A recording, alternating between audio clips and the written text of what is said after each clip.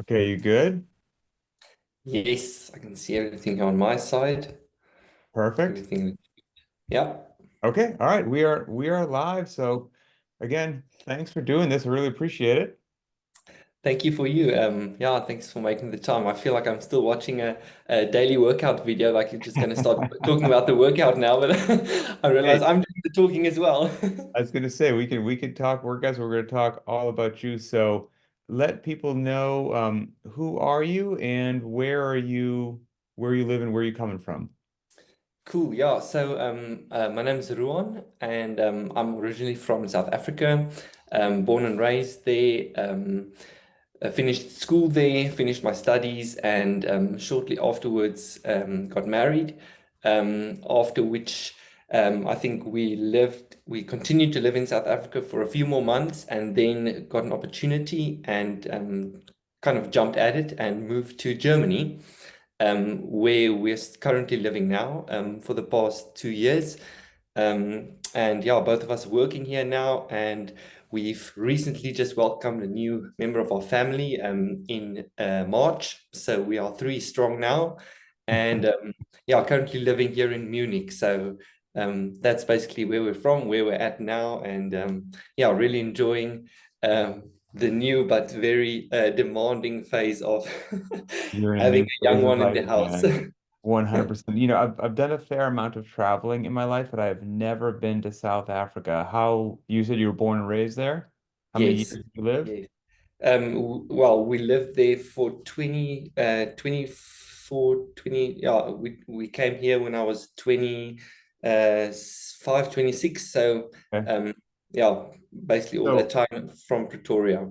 for somebody like myself, never been there, don't really know anything about it, describe to me like what's South Africa like? I don't know if I Oh just said man, I don't know if earlier did I say South America? If I said South America, my no, apologies. no, I think you said South South Africa. South Africa. So what's South Africa like? I've never been there. Oh, yeah, I mean it's actually so hard to describe because we've got so much there. I feel like you can have a whole vacation and see completely different things in the country. You're not restricted to one kind of setting, if I can put it that way. Like Okay. because it's at the southern tip of Africa, we have the coastline that goes all around the country, and you basically have the option of going to the Indian Ocean to the east, which is warm, always warm throughout the winter as well. So if you love swimming, you head east. If you head south and west, you're going to the Atlantic, and that's freezing cold. But it's beautiful and it's kind of uncharted. So that's an option as well. But within the country, we have mountains. We have the very famous Drakensberg Mountains, which is a personal favorite of mine, which kind of borders Lesotho, which is the country within South Africa. Okay. Um, Very famous. There you can go see the amphitheater. That's kind of if you picture Mount Rushmore in the States, you kind of have the equivalent. That's the amphitheater in the Drakensberg Mountains. So you have that. And then you have Bushveld. That's kind of what we call it. It's kind of like safari. So if you're Okay. into safaris and stuff like that, we have that as well. You've But got me myself, everything. yeah, we have everything, but most of us work in the cities, which is primarily in Gauteng, where we have the capital. We actually have three capitals, um, and then we have another capital in Cape Town, um, Okay. where also a lot of the population kind of work. Two of the big capitals, I would say, Cape Town and Pretoria, more up in the north. And so, I mean, I'm just gonna make an assumption here that it's quite a cultural change going from South Africa to Germany. Yeah, yeah, no, What definitely. what are the pros and cons, I guess? What do you miss from home, and what do Mm. you actually love about Germany?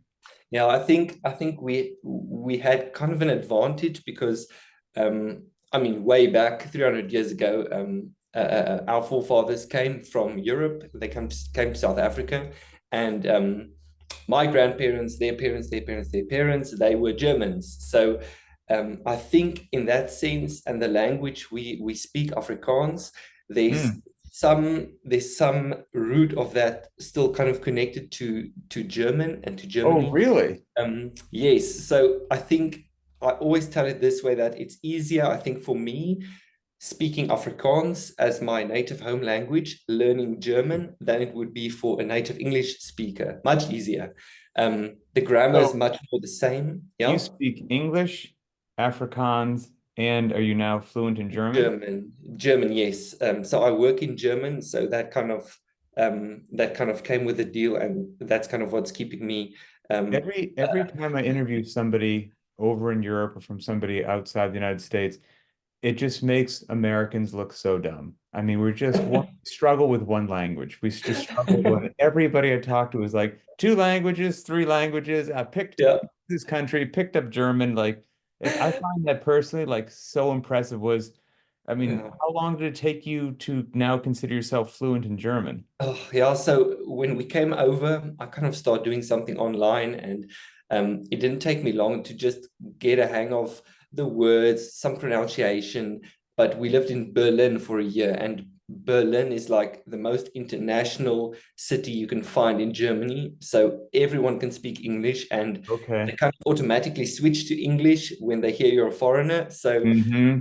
you barely get any practice in there. But coming to Munich, I would say it's been much different. They're much more patient with you speaking German as a foreigner, so they Oh, that's don't switch to cool. English, which kind of helps you practice.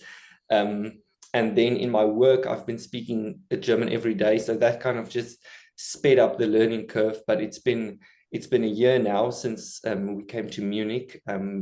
Yeah, that I've actually really had to speak German every day, 8 hours a day, and I think then you're just thrown in the deep end, and you just learn to trot water.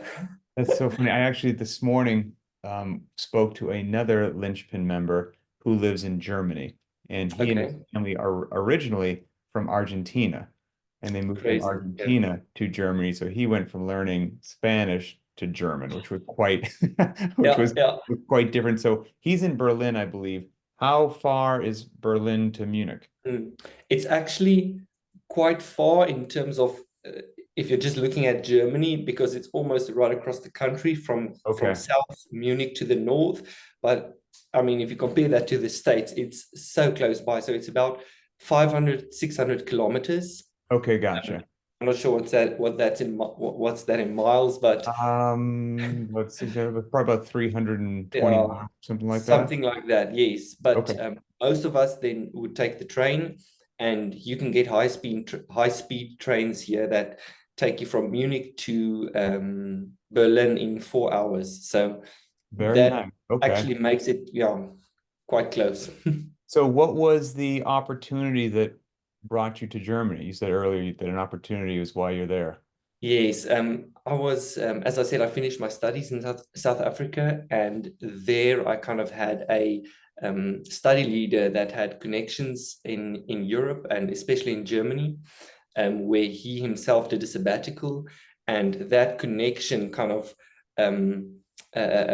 he kind of reached out and found out about this job opportunity. And that's kind of how he passed it down to me, because he knew I was working in the same field, which is transport planning, and Okay.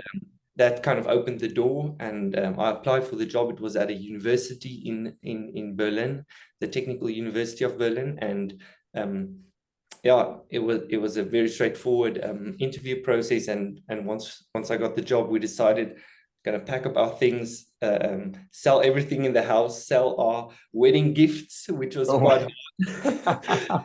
And we came over with two bags each, two suitcases each, and wow. that's basically how we started out in a tiny, tiny An flat. adventure, man. Yeah, yeah. Wow, that's impressive. So, do you think, do you have any sense of how long Germany will be your home? Do you see yourself heading back to South Africa soon? Like, Mm. what's the game plan? Yeah, that's a question we're very frequently asked, and I think it changes every year or so. I think when we came here, we thought of it as a short to medium term plan. I would say maybe 5 years, um, And then we came after a year, that changed to maybe 5+ years. And Okay. now our daughter is born, and now we're thinking, oh man, she could go to school here. It wouldn't be that bad. Now we're thinking, oh, we're actually not sure at this moment. So just kind of feeling it out. We have an apartment that's working for the size of our family now, and we've seen our family for visits. So I think Mhm. if you're all alone, it's easy to feel that you want to go back sooner. But we've been fortunate and blessed to have been able to visit the family and friends, and they frequently also come over to our side, which makes it more bearable. That's okay. That's very, very cool. You've got an interesting story. And again, congratulations on a new member of the family and just kind of Thank you. making all that stuff work. So you find yourself right now in a busy phase of life, trying to make a name for yourself in your career field. Got a new baby. You're in a country you've been in for a relatively short period of time. Got a new language. You got a lot going on, my friend. And so give us a sense of what was your fitness journey like? I mean, were you doing CrossFit back in South Africa, or did you start it once you moved to Germany? What was that deal like? Yeah, so I kind of picked up CrossFit during COVID time. Funny as that might sound, but I think a lot of these CrossFit stories started in COVID because we were looking for new ways to work out at home. We were kind of confined to our small apartments, homes, Mhm. garage gyms, and I started watching the CrossFit documentaries, started watching Rich Froning, and I kind of just got hooked. Stumbled upon Linchpin, and I just kind of fell in love with the garage gym methodology, and I think there it started for me. And I kind of slowly built up some equipment in my home gym back in South Africa, and then got married. Had to kind of convert that into our little townhouse garage gym. So it kind of went through a conversion phase and then Hmm. a selling off phase once again when we moved to Germany, which was quite sad. And but arriving in Berlin, it's just so much different. We were used to much larger properties in South Africa, properties cheap in comparison to Europe. So there's much more space in South Africa. So that wasn't an issue. But Oh, right. in Berlin, I mean, we had a teeny tiny apartment, and I mean, I couldn't do dumbbell thrusters in our little apartment with the neighbors upstairs and downstairs. So I kind of moved to a more conventional gym kind of Okay. phase in my training, um, which I would say wasn't my favorite, but I mean, I had to make do with that at the time. And yeah, since coming to Munich, we're closer to some local affiliates, which is lovely. But also um, a garage gym here in our basement. So I'm slowly building that up and Oh, so just you're able to have a garage in Munich. yes, well, we have a garage space for a few of the tenants, so we kind of share the Ah, space. But we don't have a car, so we have an empty lot where we can kind of stow our bicycles and yeah, the pair of dumbbells. okay, okay. So are the dumbbells your primary tools for fitness each Yes, I day? would say I would say that's my go-to. When starting in South Africa, that's how I started with a pair of 50s, and that's how I started it back off the ground here again, and then with a few fitness bands. Um, but I mean, with that, you can do almost everything, and Oh, and I see that as well. man, 100%. I mean, so you're an actual certified expert on the limited equipment option, the dumbbell Yes. option. Yeah, I know how to scale any piece of equipment I don't have. I mean, I work out in play parks, outside in the street, so anything that can work. I think the most difficult usually is finding some place to do a pull-up, Hmm. if you don't have something mounted to a wall. So for that, a staircase or I don't know, a wall works as well. So I've had to improvise a lot in the past few months. Oh man, that's really cool. I hear stories like that, and I guess everybody wants to have the big space with all Yeah. the toys, all the gear, your gym's the envy of the world. and that's great. Like, don't get me Mm, wrong, like that is really cool. But I hear the stories of somebody that's doing almost more like an old school, like yeah. true garage gym, making it happen. Hey, I don't have rings, I don't have a rope to climb. I drag Mm, out my dumbbells, I find something to jump on, I run around the block. Like I hear yeah. those stories, and maybe it's just me being nostalgic, but it brings me back to like just how simple it can be to get really fit. It doesn't have to be Mm, complicated. You don't need a whole bunch of gear. You don't need a whole bunch of yeah, space. And I think people have started to think that they need those things to be in really good shape. And I hear exactly. stories like the life that you're living, and it just, I don't know, man, it just makes me smile. It makes me feel really good to hear that people are out there still doing it. Yeah, great. Yeah, I mean, if that's what you have, you make do with it if you want it that badly. Yeah, for sure. And when, with your babies, you said is 5 months old right now? Yes, 5 months Ish, old. roughly. Okay. When is the time that you're able to actually work out?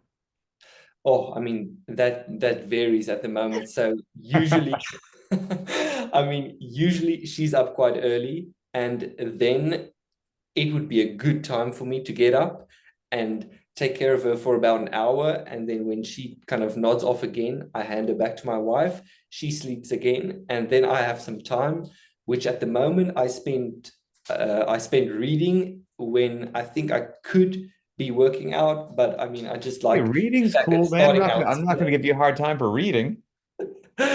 So I think at the moment I like the morning starting off slow, but in the evenings after work, that's most of the time it's the best time for me to get after it, and I think that before dinner works best for me.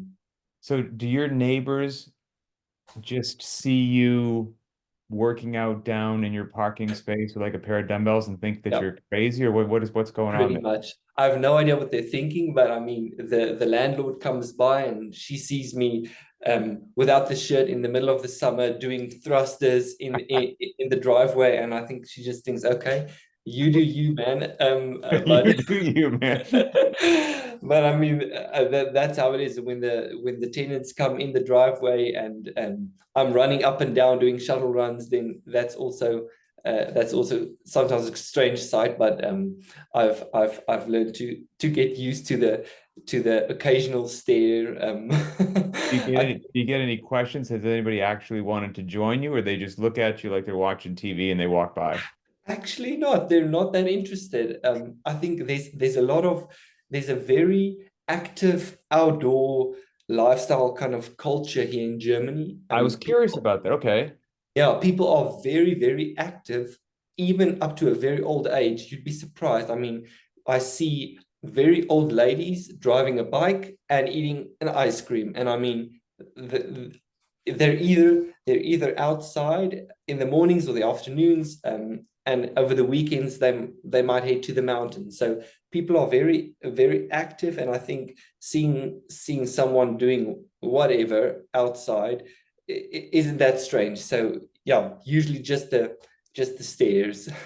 Okay, that's really cool. Well, let me let me ask you this.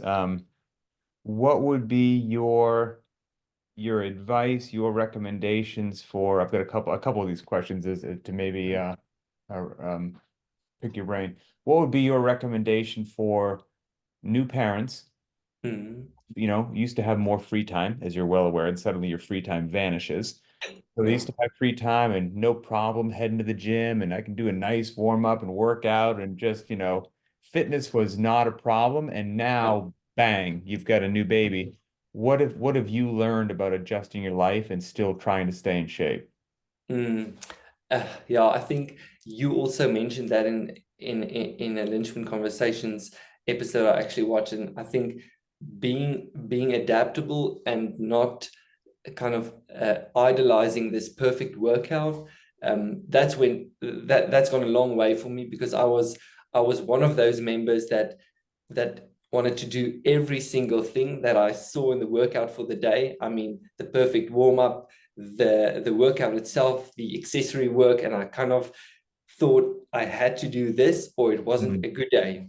And I had to change my mind about that, because I knew And I mean, I also heard that, I listened to a conversation you had with someone about that, and I just realized, well, you don't need 100% every day to get crazy fit. I mean, um, 60, 70, 80%, whatever you can, if you can be consistent with that, that's golden. And I think that's Yeah. the mindset I need to have at the moment, because um, my time windows change almost every day. So I need to be adaptable and willing to change the plan on short notice. So I actually have a note on my phone where I just jot down the most important parts of the workout for each day of the week.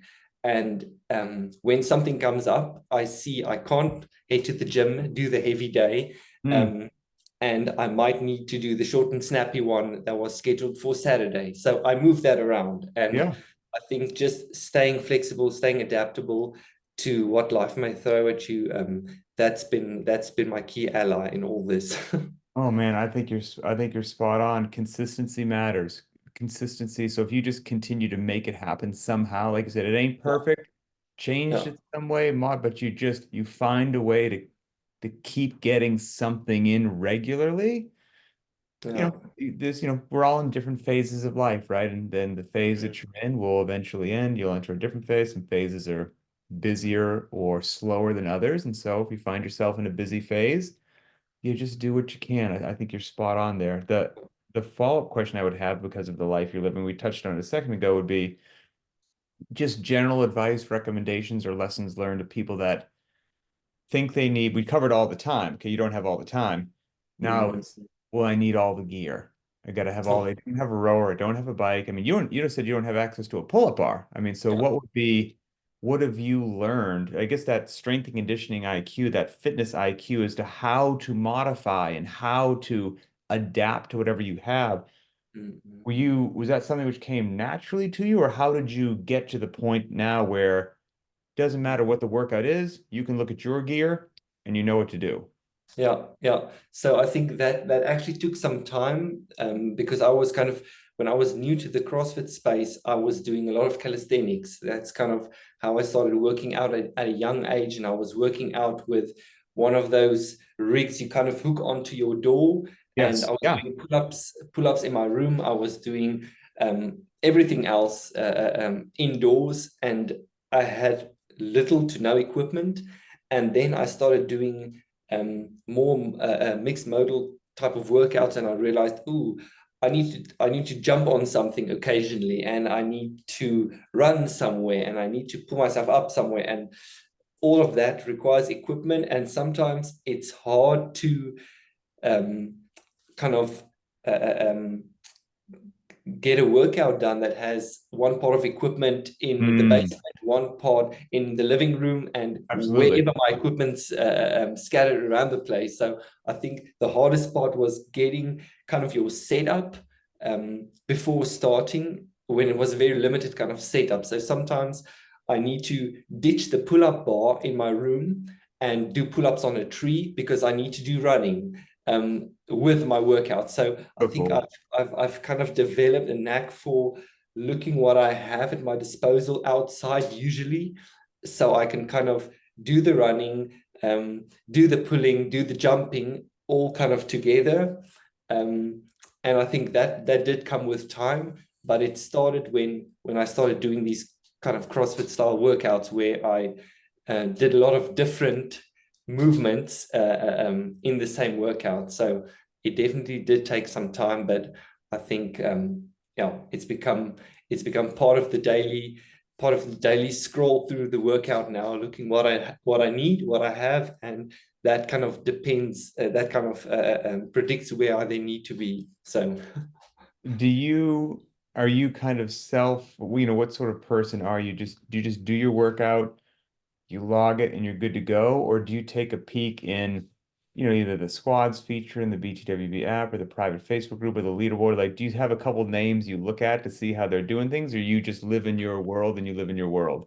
oh, I think in that sense, I might be more in my bubble, because I kind of I kind of know what works for me, but occasionally I stumble upon something and I realize I just need some inspiration for this workout, and I head over to the squads in the BTWB app, and I see what people are doing, and sometimes people get really creative, and they Yeah, think of yeah. very interesting ways. I mean, I got this idea from someone in the group where they kind of use a towel to just spice up their pull-ups. And Yes, I mean, we have a balcony, so I kind of just wrap the towel around the top of the balcony, and there I did my pull-ups. So that's definitely come in handy quite a few times.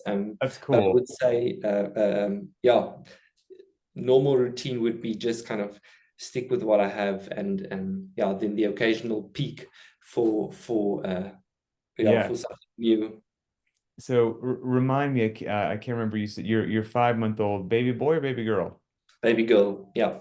Your congratulations. I've got boys and a girl as well, some fellow girl dad. Hmm. Your little baby girl, she's if she continues to grow up there in Germany, her German's going to be fantastic. What's your plan with English and Afrikaans? Do you plan on trying Yeah. to sprinkle that in at home, or what's the language plan? Well, we're definitely not trying to teach her German, because then she'll catch our bad accent. Yeah, yeah, yeah. Um, so we'll leave that to the kindergarten and the schools. But I think the best advice we've got is to keep the language to specific persons. So we'll keep speaking Afrikaans as we speak with one another. We'll speak with her. English at this moment, I don't know where she'll pick that up, probably at school, Mm, but the German as well. So, I mean, all her family also speaks Afrikaans. So that will kind of, I think, be the home and family language. Um, yeah, the German, she'll definitely speak better German than us when we head back to South Africa in the future. But yeah, oh, we decided not to let her catch that from us. that's so cool, man. I'm very, very happy for you.